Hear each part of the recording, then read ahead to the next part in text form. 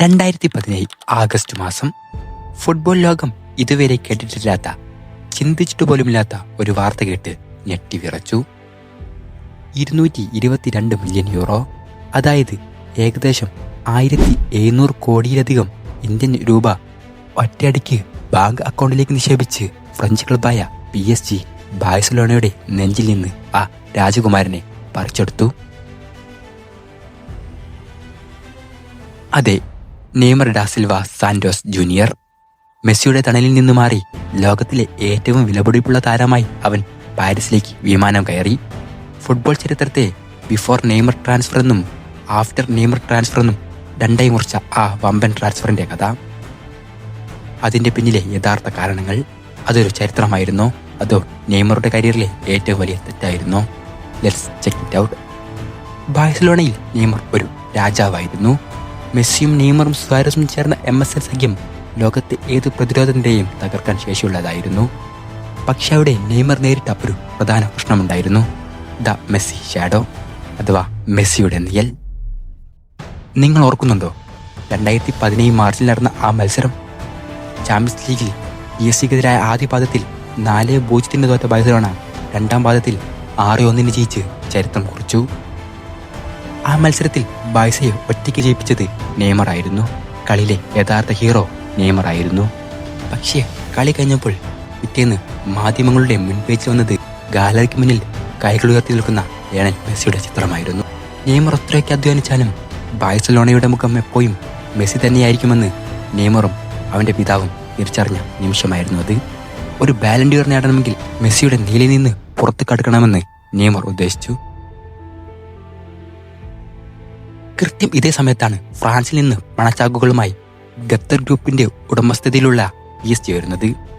അവർക്ക് French league മാത്രം ജയിച്ചാൽ പോരായിരുന്നു, അവർക്ക് യൂറോപ്പിന്റെ രാജാക്കന്മാരാകണമായിരുന്നു.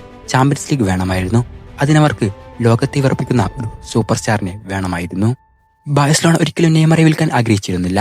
അതുകൊണ്ട് തന്നെ റിലീസ് ക്ലോസ് ആയ 222 മില്യൺ യൂറോ ആരും തരില്ലെന്ന് അവർ ഉറച്ചു വിശ്വസിച്ചു. എന്നാൽ ഫുട്ബോൾ ലോകത്തെ ഞെട്ടിച്ചുകൊണ്ട് PSG ആ തുക മുഴുവനായി ക്യാഷ് ടേബിളിൽ വെച്ചു. ഫുട്ബോൾ ട്രാൻസ്ഫർ മാർക്കറ്റിന്റെ സകല നിയന്ത്രണങ്ങളും തകിടം മറിഞ്ഞ നിമിഷം നെയ്മർ ബാഴ്സയോട് വിട പറഞ്ഞു. പാരീസ് നഗരം ഇളകി മറിഞ്ഞു. ഐഫിൽ ടവർ നെയ്മറുടെ വരവറിയിച്ച് ചുവപ്പ് നിലയും വെളിച്ചത്താൽ തിളങ്ങി. PSG നെയ്മറുടെ തുടക്കം അതിഗംഭീരമായിരുന്നു. കിലിയൻ എംബാപ്പെ, എഡിൻസൺ കവാനി എന്നിവർക്കൊപ്പം ചേർന്ന് നെയ്മർ ഫ്രഞ്ച് ലീഗിൽ ഗോൾമയ പെയ്യിച്ചു. നെയ്മറുടെ ഡ്രിബ്ലിങ്ങുകളും സ്കില്ലുകളും കാണാൻ മാത്രം ആളുകൾ സ്റ്റേഡിയത്തിലേക്ക് ഒഴുകിയെത്തി. അവൻ തന്നെയായിരുന്നു അവിടുത്തെ പ്രധാന താരം. പെനാൽറ്റികളും ഫ്രീ കിക്കുകളും എടുക്കാനുള്ള അവകാശം മുതൽ ടീമിലെ സകല കാര്യങ്ങളിലും നെയ്മർക്ക് പ്രത്യേക പരിഗണന ലഭിച്ചു. ഫ്രഞ്ച് ലീഗ് കിരീടങ്ങൾ ഒന്നിനു പുറകെ ഒന്നായി പാരീസിലേക്ക് ഒഴുകിയെത്തി. നെയ്മർ വിചാരിച്ചതുപോലെ കാര്യങ്ങൾ നടന്നുകൊണ്ടേയിരിക്കുകയായിരുന്നു. എന്നാൽ യഥാർത്ഥ വില്ലൻ വരാനിരിക്കുന്നതേ ഉണ്ടായിരുന്നുള്ളൂ. അതെ, വിധി മറ്റൊന്നായിരുന്നു കാത്തുവെച്ചത്. ഫ്രഞ്ച് ലീഗിലെ കടുത്ത ഫൗളുകൾ നെയ്മറുടെ ശരീരത്തെ തളർത്താൻ തുടങ്ങി. ഓരോ വർഷവും കൃത്യം ചാമ്പ്യൻസ് ലീഗിന്റെ നോക്കൌട്ട് മത്സരങ്ങൾ വരുമ്പോൾ നെയ്മർക്ക് ഗുരുതരമായി പരിക്കേറ്റു. 2018 പരിക്ക്, 2019 വീണ്ടും പരിക്ക്. നെയ്മർ ഇല്ലാതെ PSG ചാമ്പ്യൻസ് ലീഗിൽ നിന്ന് പുറത്തായി. 2020 നെയ്മർ PSG-യെ ചരിത്രത്തിൽ ആദ്യമായി ചാമ്പ്യൻസ് ലീഗ് ഫൈനൽ വരെ എത്തിച്ചെങ്കിലും ബയൺ മ്യൂണിക്കിന്റെ മുന്നിൽ ആ സ്വപ്നം തകർന്നുപോയി. ഫൈനലിന് ശേഷം പൊട്ടിക്കരയുന്ന നെയ്മറിന്റെ ചിത്രം ലോകമെമ്പാടുമുള്ള ഫുട്ബോൾ പ്രേമികളുടെ നെഞ്ച് തകർക്കുന്നതായിരുന്നു. മെസ്സിയുടെ തണലിൽ നിന്ന് മാറി ഒന്നാമനാകാൻ വന്ന നെയ്മർക്ക് മുന്നിലേക്ക് അതേ PSG-യിൽ കിലിയൻ എംബാപ്പെ എന്ന പുതിയ രാജകുമാരൻ വളർന്നു വന്നു. അതോടെ PSG-യിലെ നെയ്മറുടെ സിംഹാസനത്തിന് ഇളക്കം തട്ടിത്തുടങ്ങി.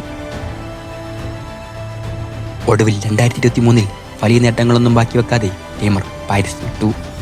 പിന്നീട് സൗദിയിലേക്ക് പോയി. ഇപ്പോൾ ഇതാ വീണ്ടും കളി തുടങ്ങിയ സാന്റോസിൽ തന്നെ എത്തി നിൽക്കുന്നു. നെയ്മറുടെ ആ PSG ട്രാൻസ്ഫർ ഒരു വലിയ പരാജയമായിരുന്നു. സാമ്പത്തികമായി നെയ്മറും PSG വലിയ ലാഭമുണ്ടാക്കിയെന്നത് ശരിയാണ്. ഫുട്ബോൾ മാർക്കറ്റിനെ അത് മാറ്റിമറിച്ചു.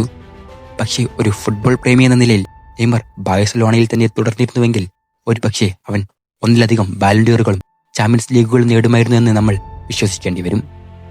മെസ്സിയുടെ നീലിൽ നിന്നും രക്ഷപ്പെടാൻ പോയ അവൻ പരിക്കുകളുടെ നീലിലാണ് ചെന്നുപെട്ടത്. നിങ്ങളുടെ അഭിപ്രായത്തിൽ നെയ്മറുടെ കരിയറിലെ ഏറ്റവും വലിയ തെറ്റായിരുന്നു ആ PSG ട്രാൻസ്ഫർ, അതോ അവൻ എടുത്ത ധീരമായ തീരുമാനമായിരുന്നു? നിങ്ങളുടെ അഭിപ്രായങ്ങൾ താഴെ കമന്റ് ചെയ്യൂ. വീഡിയോ ഇഷ്ടപ്പെട്ടാൽ ചാനൽ ലൈക്ക് ചെയ്യാനും സബ്സ്ക്രൈബ് ചെയ്യാനും മറക്കരുത്. പുതിയൊരു വീഡിയോയുമായി വീണ്ടും വരാം.